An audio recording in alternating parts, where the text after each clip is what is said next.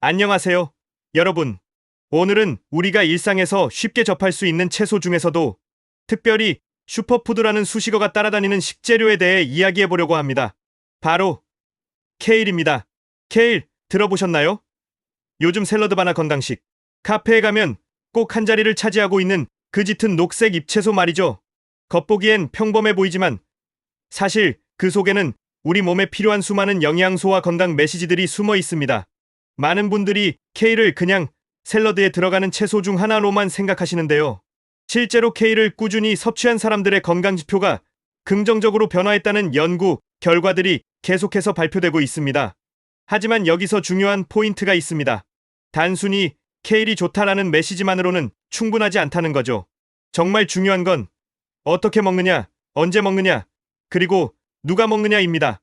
오늘 이 시간에는 케일이 왜 건강식 채소로 주목받고 있는지, 그 안에 어떤 영양소들이 들어있는지, 구체적으로 우리 몸의 어떤 부분에 도움이 되는지 과학적 근거를 바탕으로 차근차근 살펴보겠습니다. 그리고 반대로 어떤 상황에서는 케일 섭취를 주의해야 하는지, 어떻게 먹는 것이 가장 효과적인지까지 실생활에 바로 적용할 수 있는 정보들을 함께 나눠드리겠습니다. 케일에 대한 모든 것, 지금부터 시작합니다. 자, 그럼 먼저 케일이라는 채소 안에 도대체 어떤 영양소들이 들어있는지부터 살펴볼까요? 케일의 가장 큰 특징은 식이섬유가 풍부하다는 점입니다. 식이섬유는 우리 장 건강에 핵심적인 역할을 하는 성분이죠. 그리고 다양한 항산화 물질들이 가득 들어 있습니다. 항산화 물질이 중요한 이유는 우리 몸 속에서 세포를 손상시키는 활성산소를 제거해주기 때문입니다. 또한 케일에는 칼슘이 들어 있습니다. 칼슘 하면 보통 우유를 떠올리시는데 사실 채소에도 칼슘이 있다는 거 알고 계셨나요? 그 외에도 비타민C, 비타민 K, 철분 등이 비교적 풍부하게 함유되어 있다는 연구 보고들이 있습니다. 여기서 특히 주목할 만한 성분들이 있습니다. 바로 글루코시놀레이트와 카로티노이드라는 식물 생리활성 물질인데요. 이런 어려운 이름들은 기억하실 필요 없고요. 이것들이 만성질환 예방 측면에서 상당히 주목받고 있다는 점만 알아두시면 됩니다.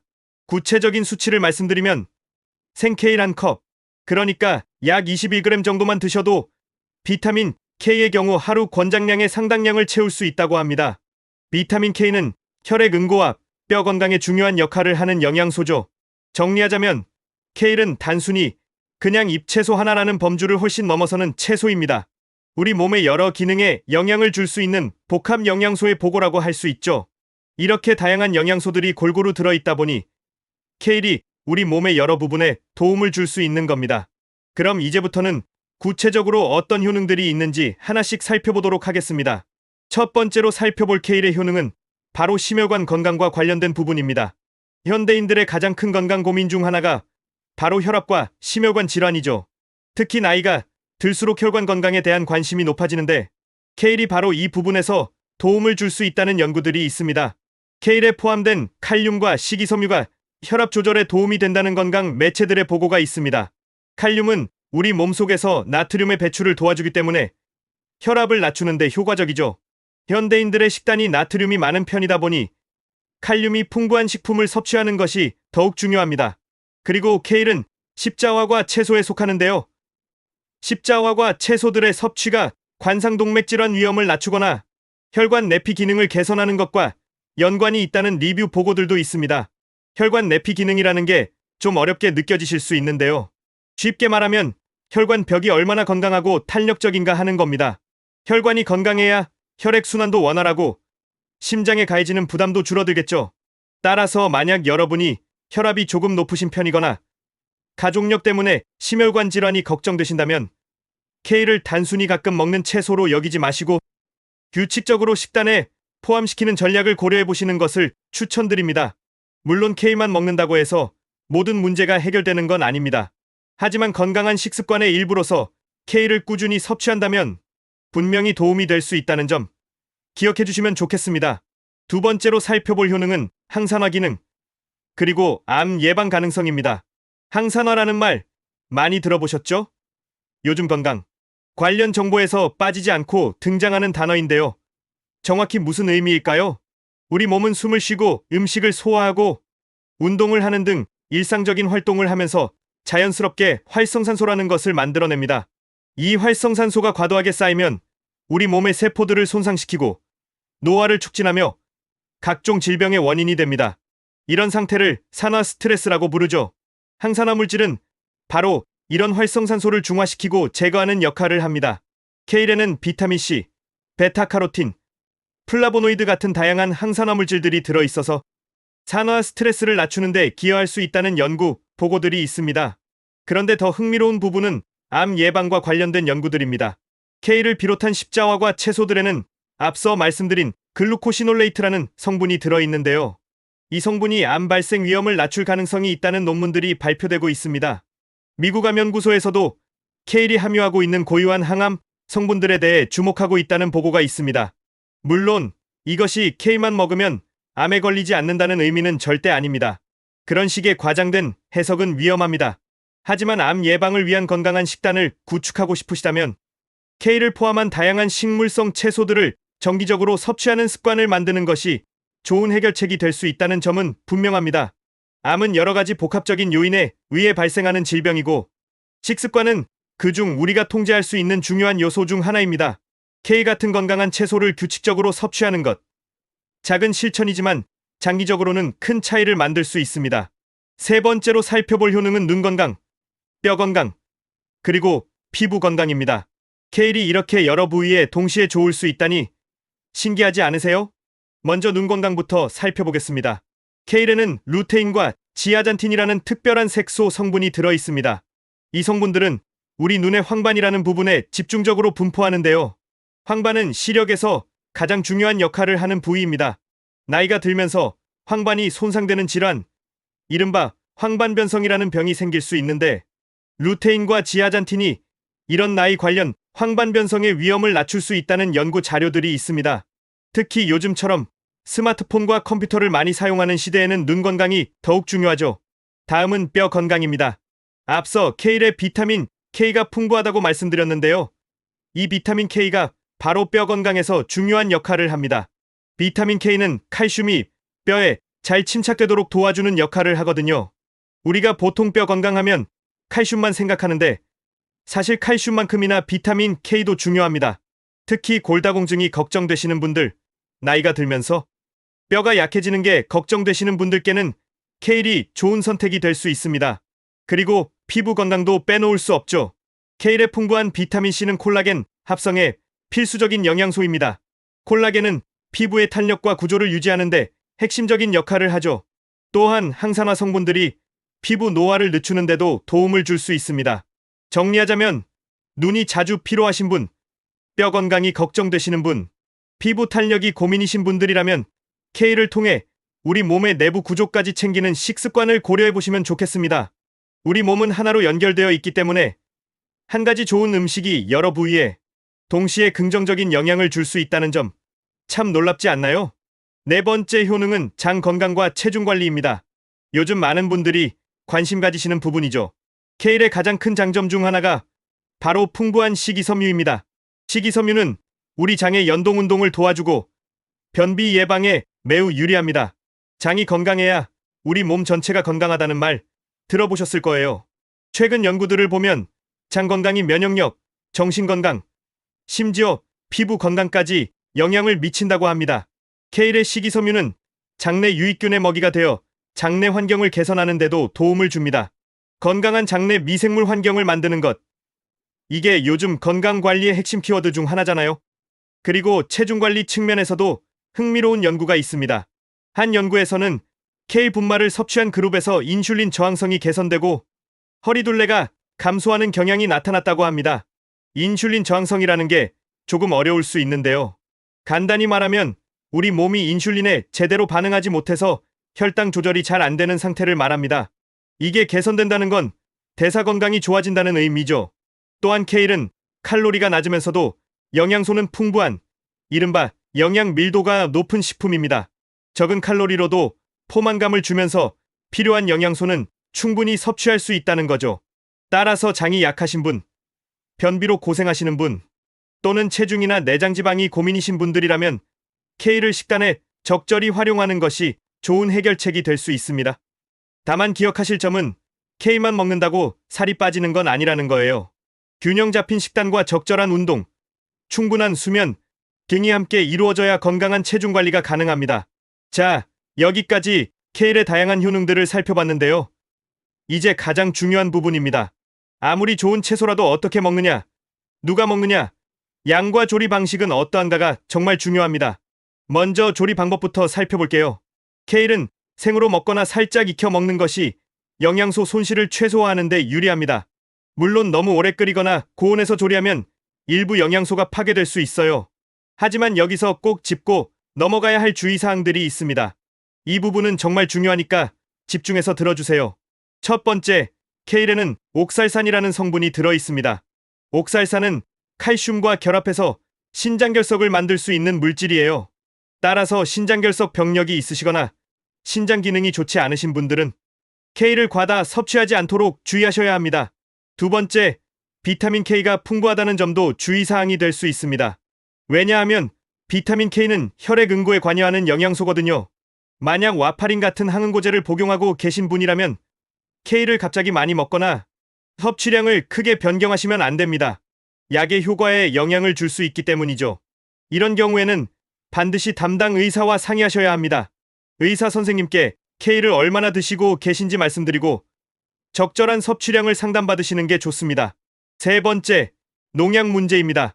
일반적으로 재배되는 케일은 농약 잔류 가능성이 비교적 높다는 보고들이 있습니다. 따라서 케일을 구입하셨으면 흐르는 물에 꼼꼼히 씻으시는 게 중요하고요. 가능하다면 유기농 제품을 선택하시는 것도 좋은 방법입니다. 네 번째, 갑상선 기능에 대한 우려입니다. 십자화과 채소들에는 고이트로겐이라는 물질이 들어있어서 이론적으로는 갑상선 기능에 영향을 줄 수 있다고 알려져 있습니다. 하지만 이건 정말 과도하게 많은 양을 생으로 먹었을 때의 이야기이고 일반적인 섭취량에서는 크게 걱정하실 필요는 없습니다. 다만 갑상선 질환이 있으신 분들은 의사와 상담하시는 게 좋겠죠. 정리하자면 케일은 많이 먹으면 무조건 좋다는 단순한 생각보다는 개인의 건강 상태, 복용하고 있는 약물, 섭취 형태와 조리 방식을 모두 고려하는 것이 중요합니다. 이제 케일을 일상생활에서 어떻게 효과적으로 활용할 수 있는지 실천 가능한 팁들을 알려드리겠습니다. 첫 번째 방법은 샐러드입니다. 케일 잎을 올리브 오일과 레몬즙과 함께 샐러드로 만들어 드시면 좋습니다. 왜 올리브 오일이냐고요? 케일에 들어있는 비타민 A, E, K 같은 지용성 비타민들은 기름과 함께 먹어야 흡수가 잘 되기 때문입니다.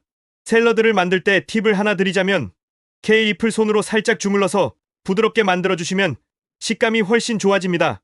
생케일이 너무 질기다고 느끼시는 분들, 이 방법 한번 시도해보세요. 두 번째는 스무디나 주스로 활용하는 방법입니다. 케일을 바나나, 사과, 파인애플 같은 과일과 함께 믹서에 갈아서 드시면 케일 특유의 쓴맛도 줄어들고 섬유질과 비타민을 손쉽게 섭취할 수 있습니다. 아침 식사 대용으로도 좋고 간식으로도 훌륭하죠. 특히 아침에 시간이 없으신 분들, 이렇게 스무디 형태로 드시면 간편하면서도 영양은 챙길 수 있어요. 세 번째는 볶음이나 찜 요리로 활용하는 방법입니다. 케일을 살짝 데치거나 볶으면 잎이 부드러워지고 소화도 더 쉬워집니다. 마늘과 함께 올리브 오일에 살짝 볶아서 드시면 맛도 좋고 영양도 챙길 수 있어요. 또는 찌개나 국에 넣어서 드셔도 좋습니다. 우리나라 음식으로 치면 된장찌개나 콩나물국에 케일을 추가하는 것도 좋은 방법이에요. 네 번째, 케일칩을 만드는 방법도 있습니다. 케일 잎에 올리브 오일을 살짝 바르고 오븐에 구우면 바삭한 칩이 됩니다.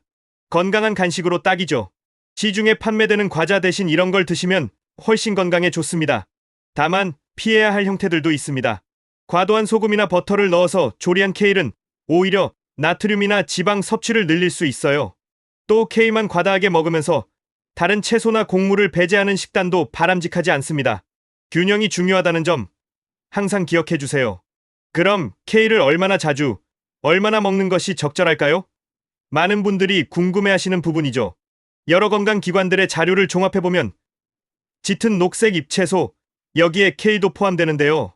이런 채소들을 한 주에 최소 1컵 반 이상 섭취하라는 권장이 나와 있습니다. 이건 성인 기준입니다. 하루로 환산하면 어느 정도일까요? 대략 생케일 잎 기준으로 하루에 한 컵 정도 또는 익혔을 때는 반 컵 정도가 적절하다는 자료들이 있습니다. 한 컵이라고 하면 감이 안 오실 수도 있는데요. 대략 케일 잎 서너 장 정도라고 생각하시면 됩니다. 생각보다 많지 않죠? 하지만 여기서 중요한 포인트가 있습니다. 매일 같은 채소만 먹는 것보다는 다양한 채소와 과일을 번갈아 가면서 섭취하는 것이 더 좋습니다. 왜냐하면 각 채소마다 함유하고 있는 영양소의 종류와 양이 다르기 때문이에요. 예를 들어 오늘은 케일, 내일은 시금치, 모레는 브로콜리, 이런 식으로 다양하게 드시는 게 영양학적으로 더 바람직합니다. 그리고 케일을 매일 드시는 게 부담스러우시다면 일주일에 서너 번 정도만 드셔도 충분히 효과를 볼 수 있습니다. 중요한 건 꾸준함이에요. 한 번에 많이 먹고 마는 것보다 적당량을 규칙적으로 오래 먹는 게 훨씬 효과적입니다. 자, 여러분, 지금까지 케일에 대해 정말 많은 이야기를 나눴습니다. 케일의 주요 영양 성분부터 시작해서 다양한 건강 효능, 그리고 섭취 방법과 주의사항까지 과학적 근거를 중심으로 자세히 살펴봤는데요. 이제 마무리하면서 핵심 내용들을 한번 정리해 보겠습니다. 첫째, 케일은 비타민C, 비타민 K, 철분, 칼슘, 식이섬유를 비롯해서 플라보노이드, 글루코시놀레이트 같은 다양한 기능성 영양소를 갖춘 채소입니다. 단순한 녹색 잎채소가 아니라 우리 몸에 필요한 영양소들이 집약되어 있는 식품이라고 할 수 있죠. 둘째, 케일은 심혈관 건강에 도움이 됩니다. 혈압 조절과 혈관 건강 개선에 긍정적인 영향을 줄 수 있다는 연구들이 있었죠. 셋째, 항산화 작용과 암 예방 가능성도 주목할 만합니다. 물론 케일만으로 암을 예방할 수 있다는 과장된 주장은 아니지만 건강한 식단의 일부로서 암 예방에 기여할 수 있다는 점은 분명합니다. 넷째, 눈 건강, 뼈 건강, 피부 건강에도 도움이 될 수 있습니다. 루테인과 지아잔틴 같은 성분들이 눈을 보호하고 비타민 K가 뼈를 튼튼하게 하며 비타민 C와 항산화 물질들이 피부 노화를 늦출 수 있습니다. 다섯째, 장 건강과 체중 관리 측면에서도 유용합니다. 풍부한 식이섬유가 장 운동을 돕고 낮은 칼로리에 높은 영양 밀도로 건강한 체중 관리를 지원할 수 있습니다. 하지만 여기서 꼭 기억하셔야 할 중요한 포인트들이 있습니다. 첫째, 섭취 방식이 중요합니다. 생으로 먹든 살짝 익혀 먹든 스무디로 만들든 자신에게 맞는 방법을 찾으시는 게 중요해요. 그리고 올리브 오일 같은 건강한 지방과 함께 먹으면 영양소 흡수가 더 잘 됩니다. 둘째, 특정 상황에서는 주의가 필요합니다. 신장결석 위험이 있으신 분, 항응고제를 복용 중이신 분들은 케일 섭취에 신중해야 하며 반드시 의사와 상담하셔야 합니다. 셋째, 그리고 이게 가장 중요한 부분인데요. 케일 하나만으로 건강을 보장받을 수는 없다는 점입니다. 아무리 좋은 음식도 단일 식품만으로는 부족해요. 다양한 채소와 과일, 통곡물, 단백질 등을 골고루 섭취하는 균형 잡힌 식단이 필요합니다. 결국 건강한 식습관의 핵심은 무엇일까요? 바로 꾸준함과 균형입니다. 특정 채소만 집중적으로 먹는다고 해서 건강해지는 게 아니라 다양한 영양소를 규칙적으로 균형 있게 섭취하는 것이 중요합니다. 케일은 그런 건강한 식습관을 만들어가는 과정에서 훌륭한 선택지 중 하나가 될 수 있습니다. 하지만 케일에 지나치게 의존하거나 케일만 먹으면 모든 문제가 해결된다는 생각은 위험합니다. 여러분, 건강한 식습관은 즐겁게 그리고 지속 가능하게 만들어가는 것이 핵심입니다. 억지로 맛없는 음식을 참고 먹는 게 아니라 내 몸에 좋으면서도 맛있게 즐길 수 있는 방법을 찾는 거죠. 케일도 마찬가지입니다. 처음에는 낯설고 쓴맛이 부담스러울 수 있지만 다양한 조리법을 시도해보시면 분명히 여러분에게 맞는 방법을 찾으실 수 있을 거예요. 오늘 이 영상을 통해 케일을 단지 유행하는 건강식품으로만 보지 마시고 왜 좋은지, 어떻게 먹어야 하는지, 누가 주의해야 하는지를 정확히 이해하셨기를 바랍니다. 지식은 실천으로 이어질 때 비로소 가치가 있습니다. 오늘 배운 내용을 바탕으로 여러분의 식탁에 케일을 조금씩 추가해보시는 건 어떨까요? 작은 실천이 모여서 큰 변화를 만듭니다. 오늘 하루 케일 한 컵, 내일은 더 건강한 여러분의 모습을 기대하며 이번 영상을 마치겠습니다. 오늘 영상이 도움이 되셨다면 좋아요 버튼 꾹 눌러주시고요. 구독과 알림 설정도 부탁드립니다. 그래야 다음 영상도 놓치지 않고 보실 수 있어요. 그리고 댓글로 여러분의 케일 이야기를 들려주세요. 저는 케일을 이렇게 먹어요. 케일 먹고 이런 변화가 있었어요. 또는 케일에 대해 이런 게 궁금해요. 뭐든 좋습니다. 여러분의 경험과 궁금증을 함께 나누면 더 풍성한 정보가 될 거예요. 건강은 하루아침에 만들어지는 게 아닙니다. 매일매일의 작은 선택들이 모여서 우리의 건강을 만들어갑니다. 오늘도 건강한 선택하시고 행복한 하루 보내세요. 다음 영상에서 또 뵙겠습니다. 감사합니다.